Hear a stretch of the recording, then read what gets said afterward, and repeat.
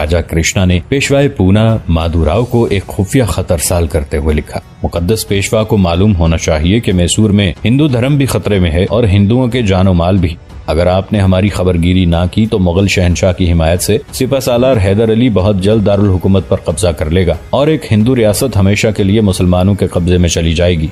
इसके साथ ही राजा कृष्णा ने माधुराव को ये पेशकश भी की थी कि हैदर अली से जंग के सिलसिले में जिस कदर भी अखराजात होंगे वो रियासत मैसूर के खजाने से अदा किए जाएंगे। अहमद शाह अब्दाली से शिकस्त खाने के बाद मरहट्टे सियासी और इक्तसादी एतबार से निढाल हो चुके थे। माधुराव को राजा कृष्णा की ये पेशकश बहुत ज्यादा सूदमंद नजर आई। उसने बिला ताखीर अपने सिपह सालार इसाजी पंडित को एक बड़ी फौज के साथ मैसूर की तरफ रवाना कर दिया। इसाजी पंडित तेज रफ्तारी के साथ आगे बढ़ा। मैसूर के हिंदू सिपाही उसकी रहनुमाई कर रहे थे। मरहट्टा लश्कर को ऐसे खुफिया रास्तों से गुजारा गया कि हैदर अली को दुश्मन की नकलो हरकत की खबर तक न हो सकी। ये राज उस वक्त खुला जब एसाजी पंडित सरंगापटम के करीब पहुंच गया। मरहट्टा सालार बेखबरी की आलम में हैदर अली को गिरफ्तार करना चाहता था। आम रास्तों पर राजा कृष्णा के जासूस मुतय्यन थे, इसलिए हैदर अली का सरंगापटम से निकलना दुश्वार नजर आ रहा था। मजबूरन उसने अंधेरी रात का इंतखाब किया और मूसलाधार बारिश में बीवी बच्चों को लेकर सैयद इकराम बुखारी के मकान पर पहुंचा। सैयद साहब हैदर अली और उसके अहले खाना को देखकर घबरा गए। हैदर अली ने मुख्तसरन तमाम सूरत हाल बयान की और बीवी बच्चों को सैयद साहब के मकान पर छोड़कर दरियाए कावेरी की तरफ चला गया। बस निस्बतन यही एक महफूज रास्ता था। दरिया के किनारे पहुंचकर हैदर अली को अंदाजा हुआ कि जैसे मौसम भी उसके खिलाफ साजिशें कर रहा हो। दरिया में शदीद तुग़यानी आई हुई थी। यकायक हैदर अली को अपने करीब ही घोड़ों के टापों की आवाजें सुनाई देने लगी। राजा के जासूस सिपाही यहाँ भी आ पहुंचे थे, संजीरे गुलामी या गरकाबी। हैदर अली ने अपने आप से सवाल किया और दूसरे ही लम्हे दरियाए कावेरी में कूद पड़ा। अंधेरी रात, तूफानी बारिश, खौफनाक सैलाब, गरज वो कौन सी आफत थी जो उस वक्त हैदर अली पर नाजिल नहीं हो रही थी। दरियाए कावेरी में कूदते ही हैदर अली को अंदाजा हो गया था कि मौत उससे ज्यादा दूर नहीं है। कई बार सरकश मौजों ने उसका तवाजुन बिगाड़ दिया, मगर वो हर मर्तबा अपने रास्ते पर लौट आया। हैदर अली को नाक की सीध में तैरकर दरिया उबूर करना था। अगर सैलाबी पानी की वजह से उसका जाविया बदल जाता तो फिर नई दुश्वारियों का सामना करना पड़ता। हैदर अली रात की तारीकी में भटककर कहीं से कहीं पहुंच जाता और फिर ये ऐन मुमकिन था कि राजा कृष्णा के जासूस सिपाही उसे गिरफ्तार कर लेते। मजबूरन हैदर अली को दरिया की खास हुदूद के अंदर तैरना पड़ रहा था, लेकिन बलाखेज मौजें उससे किसी दुश्मन की तरह मुजाहिम थीं। हैदर अली एक मायानाज तैराक था। अगर उसकी जगह कोई दूसरा शख्स होता तो अब तक गर्क हो चुका होता। बेरहम मौजें उसे बहाकर बहुत दूर ले गई होती। एक बार ऐसा खौफनाक भंवर पड़ा कि हैदर अली किसी तिनके की मानंद चकराने लगा। सिपह सालारे मैसूर पर इतना कड़ा वक्त था कि वो अपनी जिंदगी से मायूस हो चुका था। फिर उसी गिरदाब का चक्कर चाक करते हुए उसने दुआ की, ऐ बेहरोबर के मालिक, अगर तेरी रजा यही है कि मेरा सफीना हयात गर्क हो जाए और मैं पानी की खुराक बन जाऊं तो मुझे दरिया की तह में उतार दे, ताकि मेरे दुश्मन मरने के बाद मुझ पर काबू न पा सकें। और अगर तू इस कमजोर और नातवा इंसान को साहिल मुराद तक पहुंचा दे तो ये कोई अजीब बात नहीं होगी कि तेरे ही फजलो करम से सारी कश्तियां किनारों के साइबान तक पहुंचती। आखिर शदीद और तवील कशमकश के बाद हैदर अली ने भंवर का सीना चीर दिया और दरियाए कावेरी को अबूर करके उस महफूज मकाम तक पहुंच गया जहां से वो अपना सफर जारी रख सकता था। बज़ाहिर हैदर अली के दस्तों शल हो चुके थे, मगर उसके अंदर कभी न थकने वाला एक इंसान मौजूद था और वो अपनी इसी गैर मामूली कुव्वत इरादी के सहारे इंतहाई तेज रफ्तारी से भाग रहा था। फिर सुबह होते होते हैदर अली सरंगापटम की सरहदों से बहुत दूर निकल गया और सिर्फ 20 घंटे के मुख्तसर से वक्त में बेंगलोर पहुंच गया, जहां उसकी खास फौज का एक हिस्सा मौजूद था। ये बात फौजी निजाम के माहिरीन के लिए आज भी हैरान कुन है कि हैदर अली ने इतने मुख्तसर से वक्त में इस कदर तवील फासला किस तरह तय किया था। सुबह होते राजा कृष्णा, वजीर आजम खंडेराव और मरहट्टा सालार एसाजी पंडित पर यह हकीकत जाहिर हो गई कि हैदर अली रात के अंधेरे में सरंगापटम से फरार हो चुका है। अब क्या होगा? राजा कृष्णा वहशत ज़दा नजर आ रहा था। कुछ भी नहीं होगा, खंडेराव ने अयाराना मुस्कुराहट के साथ कहा। हैदर अली का दौरे इक़्तिदार खत्म हो चुका है, अब वो एक मफरूर मुजरिम से ज्यादा हैसियत नहीं रखता। नहीं खंडेराव, राजा कृष्णा ने इंतहाई खौफजदा लहजे में कहा, अब वो एक जख्मी शेर है और हमारे लिए पहले से ज्यादा खतरनाक बन चुका है। जब तक वो कत्ल नहीं हो जाता या गिरफ्तारी के बाद उसे पिंजरे में नहीं डाल दिया जाता, उस वक्त तक मैं चैन की नींद नहीं सो सकता। कत्ल या गिरफ्तारी उसका मुकद्दर है महाराज। मरहट्टा सालार एसाजी पंडित ने राजा कृष्णा को तसल्लियां देते हुए कहा। जल्द या बदेर हम उससे निजात हासिल कर लेंगे। अब वो एक ऐसा सिपा सालार है जिसका कोई लश्कर नहीं। आखिर एक तन्हा इंसान कहाँ तक भागेगा। एसाजी पंडित की इस दलील ने किसी हद तक राजा कृष्णा का खौफ कम कर दिया था, मगर फिर भी वो एक ही जुमला दोहरा रहा था, हैदर अली को जल्द से जल्द गिरफ्तार करके मेरे सामने पेश करो। तुम नहीं जानते कि वो इंसान के रूप में एक राक्षस है, ऐसा राक्षस जो ज्यादा दिन तक आजाद रहा तो किसी को जिंदा नहीं छोड़ेगा। हैदर अली की सख्तगिरी की वजह से राजा कृष्णा सालारे मैसूर को राक्षस से तशबीह दे रहा था। वो अच्छी तरह जानता था कि हैदर अली दोस्तों का काबिल एतमाद दोस्त और दुश्मनों का खुला दुश्मन है।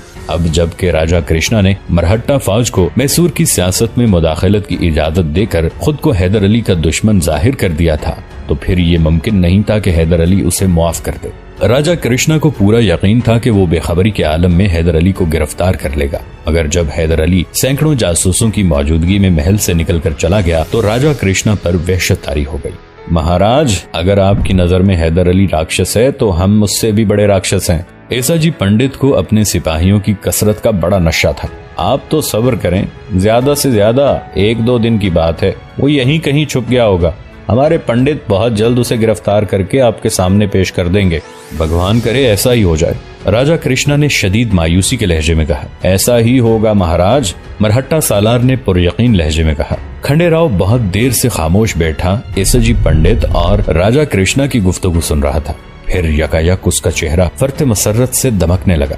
महाराज, आप हैदर अली की गिरफ्तारी के लिए एक बड़े इनाम का ऐलान कर दें, फिर हमारी मुश्किल बहुत जल्द आसान हो जाएगी। खंडेराव के फितनागर जहन ने सियासत की बिसात पर एक नई और बड़ी अजीब चाल चली। आप ऐलान के साथ ये वजाहत भी कर दें कि अगर कोई आम शख्स हैदर अली का पता बताएगा तो उसे 1 लाख रुपए के साथ विजारत का ओहदा पेश किया जाएगा, और अगर कोई सिपाही गिरफ्तार करके हैदर अली को महाराज के सामने पेश करेगा तो उसे मैसूर की अफवाज का सालार बना दिया जाएगा। राजा कृष्णा और एसाजी पंडित ने खंडेराव की इस तजवीज से इत्तेफाक किया। जरूरत और हवस के बाजार में अक्सर लोगों के जमीर बिक जाते हैं। अय्यार खंडेराव इंसान की इसी कमजोरी से फायदा उठाने की कोशिश कर रहा था। इससे पहले कि राजा कृष्णा श्रृंगापटम के गली कूचों में ऐलान कराने के लिए अपने ढंढोरचियों को तलब करता, खंडेराव के जहन में एक और तरकीब उभरी।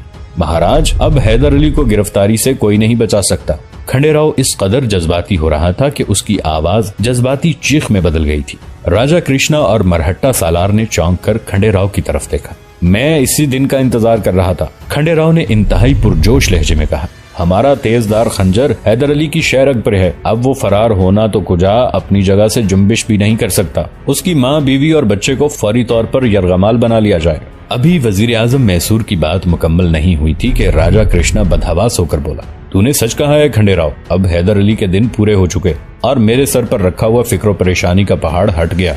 राजा कृष्णा ने एक लम्हा जाया किए बगैर हैदर अली की वालिदा, बीवी और बच्चों को गिरफ्तार करने के लिए अपने चंद सिपाही भेजे। टीपू की पैदाइश के 8 साल बाद हैदर अली के यहाँ एक और खूबसूरत लड़का पैदा हुआ था। सालारे मैसूर ने उसका नाम करीम शाह रखा था और उस वक्त करीम शाह 2 साल का था। राजा कृष्णा के सिपाही बहुत देर तक फटी फटी आंखों से खाली मकान को देखते रहे। वहाँ हैदर अली के घर वालों का नामो निशान तक नहीं था। जब सिपाहियों ने ये इत्तला राजा कृष्णा को दी तो वो गुस्से से पागल हो गया। हैदर अली खुद भी चला गया और घर वालों को भी साथ ले गया। उस वक्त हमारे जासूस सिपाही क्या कर रहे थे? भंग पिए ऊंधे पड़े थे। राजा कृष्णा के मुंह से कफ उड़ रहा था और वो बेदरेग अपने मुखबिरों को गालियां बक रहा था। फिर फौरन ही उन जासूसों की तलबी हो गई जिन्हें हैदर अली के अहले खाना की निगरानी पर मामूर किया गया था।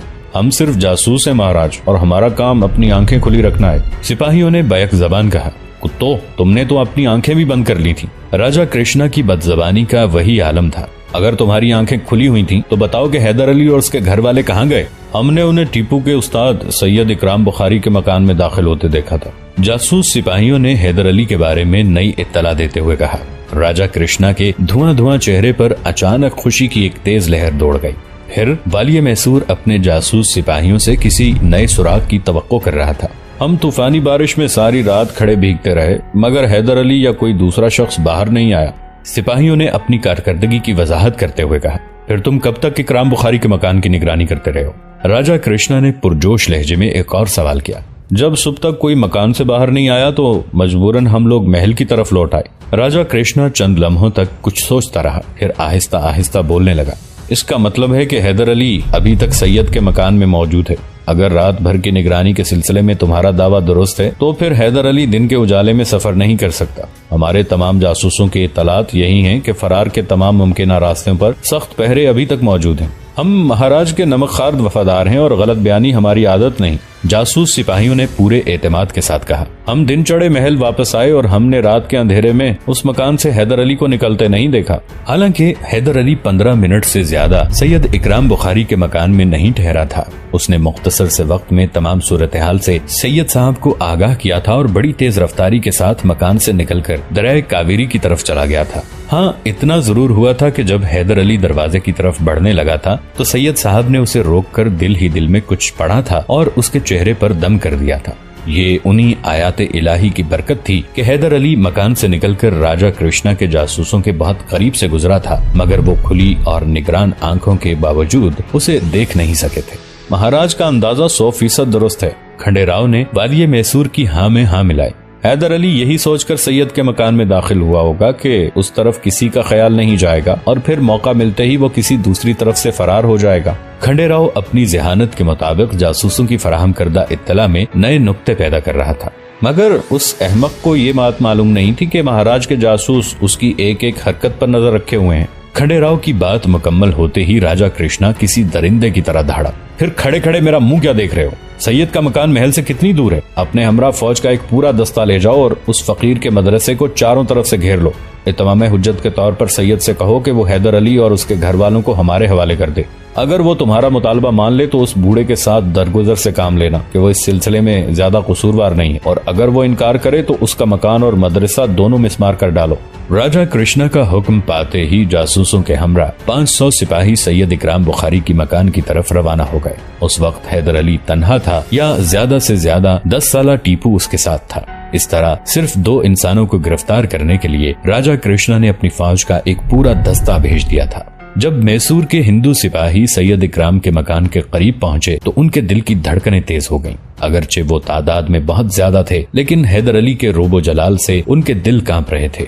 अब राजा कृष्णा के सिपाहियों और सैयद इकराम बुखारी के मकान के दरमियान तकरीबन 1 फरलांग का फासला था। उन सब ने अपनी शमशीरें बेनयाम की और खौफनाक अज़ाइम के साथ आगे बढ़े, मगर अचानक तमाम सिपाहियों और जासूसों के चेहरों पर हवाइयां उड़ने लगी। वो परेशान नजरों से एक दूसरे का मुंह देख रहे थे और आपस में सवाल कर रहे थे, वो मकान कहाँ चला गया? अभी अभी तो हमारी आंखों के सामने मौजूद था। मुख्तसर ये कि राजा कृष्णा के सिपाही शदीद हैरत और इज़्तिराब के आलम में इधर उधर भटकते रहे, मगर उन्हें सैयद साहब का वो मकान दिखाई नहीं दिया जो थोड़ी देर पहले 1 फरलांग के फासले से साफ नजर आ रहा था। फिर जब सिपाहियों ने इस मखयरुल उक़ूल वाक़े की इत्तला वालिय मैसूर को दी तो बैक वक्त राजा कृष्णा, मरहट्टा सालार, ईसाजी पंडित और वजीर आजम खंडेराव चीख उठे, ये कैसे मुमकिन है? ये सब तुम्हारी फरेबे निगाह है, इसके सिवा कुछ नहीं। तो फिर महाराज खुद चलकर मुशाहिदा कर लें कि सही सूरत हाल क्या है।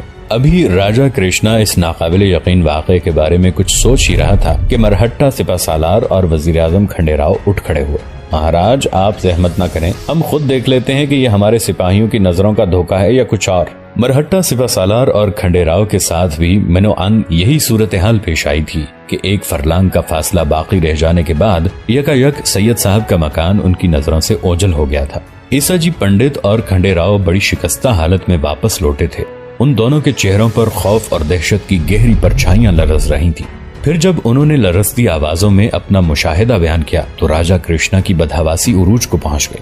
तुम भी धोखा खाए। राजा कृष्णा की वहशत का ये आलम था कि वो सैकड़ों गवाहों को जुटला रहा था। मुझे किसी की बात का यकीन नहीं, मैं खुद चलकर देखूंगा कि वो एक बूढ़े फकीर का मकान है या राजा इंदर की सभा का कोई तलिस्म।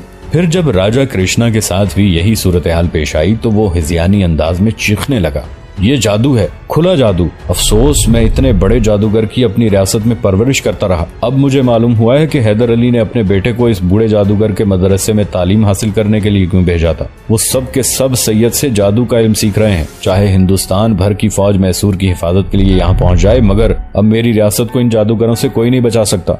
ईसाजी पंडित और खंडेराव महल वापस लौट आए और राजा कृष्णा को बड़े मजबूत दलाइल के साथ तसल्लियां दे रहे थे। हो सकता है कि वो बूढ़ा कोई शोबदाबाज हो और उसने नजरबंदी के फन का सहारा लेकर हमारी आंखों पर स्याह पर्दा डाल दिया हो, मगर कब तक? उसका जादू हैदर अली को बचा नहीं सकता। ये मेरे लिए बहुत बुरा शुगुन है पंडित। राजा कृष्णा ने मरहट्टा सालार को मुखातिब करते हुए कहा, तू कुछ भी कह ले, मगर मेरे इख्तदार का खात्मा हो चुका।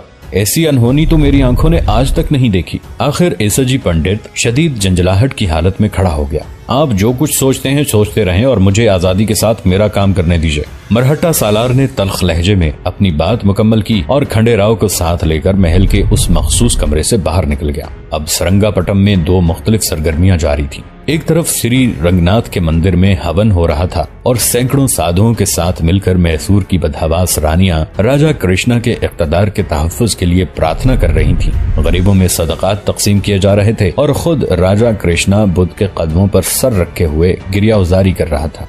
भगवान इस बार मुझे और मेरे सिंहासन को बचा ले। मैं तुझसे वादा करता हूँ कि अपना सारा धन तेरे चरणों में लाकर रख दूंगा। और दूसरी तरफ एसाजी पंडित और खंडेराव ने बाहम मशवरे के बाद हैदर अली की गिरफ्तारी पर एक गिरा बहा इनाम का ऐलान कर दिया था। रियासत मैसूर के ढंढोरची सरंगापटम के गली कूचों में चीखते फिर रहे थे, हैदर अली जहाँ भी हो राजा कृष्णा के दरबार में हाजिर हो जाए। अगर उसने 2 दिन के अंदर इस हुक्म की तामील न की तो उसके बीवी बच्चों को कत्ल कर दिया जाएगा। इस ऐलान को सुनने के बाद सरंगापटम के मुसलमानों में सफ़े मातम बिछ गई और मुतासब हिंदू रक्स करने लगे थे। मगर हिंदुओं की एक बड़ी तादाद ऐसी भी थी जिन्हें हैदर अली के बारे में ये ऐलान सुनकर बहुत अफसोस हुआ था। ये वो सादा दिल हिंदू थे जो सियासी मफादात से बेनियाज थे और हैदर अली को मैसूर का निजात दहिंदा समझते थे। खुद हैदर अली की वालिदा, बीवी और बच्चों ने भी ये जालिमाना ऐलान सुना और उनके चेहरों पर खौफ व हिरास के साए लरजने लगे। तुम सब मेरे पास हैदर अली की अमानत हो, सैयद साहब ने मजीदा बेगम और फातिमा बेगम को समझाते हुए कहा। मैं अपने अल्लाह से इस मामले में भी हुस्न ज़न रखता हूँ कि वो मुझे हैदर अली के सामने शर्मिंदा नहीं करेगा और मैं उस वक्त तक दुनिया से नहीं जाऊंगा जब तक उसकी अमानत उसे वापस न लौटा दूं। तुम भी अल्लाह पर भरोसा रखो। अगर राजा कृष्णा के आदमी तुम पर काबू पा सकते तो अब तक इस फकीर का घर मिस्मार किया जा चुका होता। सैयद साहब की बातें सुनकर मजीदा बेगम और फातिमा बेगम के बेकरार दिल ठहर गए। मैसूर के सिपाहियों के साथ मिलकर मरहट्टा फौजी जगह जगह छापे मार रहे थे, मगर हैदर अली उनकी दस्तरस से बहुत दूर अपनी मुंतशिर फौज को दोबारा जमा कर रहा था। सालारे मैसूर ने अपने बरादर निस्बती सैयद मखदूम को खत लिखा कि फौरन बेंगलोर चले आएं। सैयद मखदूम फ्रांसीसियों की मदद के लिए अपना लश्कर लेकर पांडिचेरी की तरफ रवाना हुए थे, मगर जब उन्हें रास्ते में खबर मिली कि अंग्रेजों और वाराजा मोहम्मद अली ने मिलकर पांडिचेरी फतह कर लिया है तो वो अरकाट के करीब खैमाजन हो गए थे। तकरीबन 15 दिन के बाद राजा कृष्णा के जासूसों ने उसे इत्तला दी कि हैदर अली बेंगलोर पहुंच गया है। ये खबर सुनते ही वालिय मैसूर पर वहशत व बदहवासी का एक और दौरा पड़ा। ना जासूसों की निगरानी काम आई और ना इनाम का लालच। उसे जाना था और वो चला गया। राजा कृष्णा पागलों की तरह चीख रहा था, अब उसे वापस आने से कौन रोक सकता है? हम उसे रोकेंगे महाराज। मरहट्टा सिपा सालार एसाजी पंडित ने किसी कदर नागवार लहजे में कहा, आपकी मिसाल तो उस शख्स की सी है जो काले बादल देखकर ही यकीन कर लेता है कि मूसलाधार बारिश होगी, फिर खौफनाक सैलाब आएगा और वही सैलाब उसके घर बार को बहा ले जाएगा। हैदर अली के बेंगलोर चले जाने से आखिर क्या कयामत टूट पड़ी है? एसाजी पंडित ऊंची आवाज में बोल रहा था। अब उसकी हैसियत एक मफरूर मुजरिम से ज्यादा नहीं, वो महज एक गीदड़ है जो किसी पनाहगाह की तलाश में इधर उधर भागता फिर रहा है। जल्दी करो पंडित, जल्दी करो। राजा कृष्णा किसी बात से मुतमईन नहीं हो रहा था। अब उसका सुराग मिल गया है तो एक लम्हा भी बर्बाद न करो और जंजीरें लेकर बेंगलोर पहुंच जाओ। पंडित, मैं तुझे सोने में तोल दूंगा, बस तू हैदर अली को जंजीर पहना दे। आखिर चंद घंटों के गौर खौज के बाद ये तय पाया कि जल्द अज जल्द बेंगलोर का मुहासरा कर लिया जाए। मरहट्टा सिपा सालार और खंडेराव हैदर अली को संभलने के लिए ज्यादा मोहलत देना नहीं चाहते थे। फिर दूसरे दिन ही खंडेराव की क़यादत में एक लश्कर जर्रार बेंगलोर की तरफ रवाना हुआ। एसाजी पंडित सरंगापटम ही में ठहर गया और जंग के नताइज का इंतजार करने लगा। हैदर अली इस सूरत हाल से बेखबर नहीं था। उसकी फौज बहुत मुख्तसर थी, मगर वो अपनी जिंदगी की आखिरी बाजी खेल रहा था। इसके लिए उसने एक एक सिपाही से मुलाकात की और अपने हर जांबाज को इस जंग का मकसद समझाते हुए कहा, अगर तुम कसरत से डर गए हो तो फिर तुम्हें शिकस्त व बर्बादी से कोई नहीं बचा सकता। मौत घरों और तहखानों में भी पहुंच जाती है, इसलिए बेहतर है कि मैदान जंग में मौत का इस्तकबाल करो। अपनी किल्लत से फिक्रमंद न हो कि फतह नुसरत इन सब चीजों से मावरा है। बहुत से लोग जीत कर भी हार जाते हैं और कुछ लोग हार कर भी फातेही करार पाते हैं। इस मुख्तसर सी तकरीर के बाद हैदर अली ने अपनी फौज को कई हिस्सों में तकसीम कर दिया। दोस्तों, आज के लिए इतना ही। इसी कहानी की अगली किस्त के साथ बहुत जल्द हाजिर होंगे। नीचे कमेंट सेक्शन में अपनी राय का इजहार जरूर कीजिएगा। हमारे इस चैनल को सब्सक्राइब करके नीचे मौजूद बेल आइकन को भी जरूर क्लिक कीजिएगा। अगली मुलाकात तक के लिए हमारा और आपका अल्लाह निगहबान।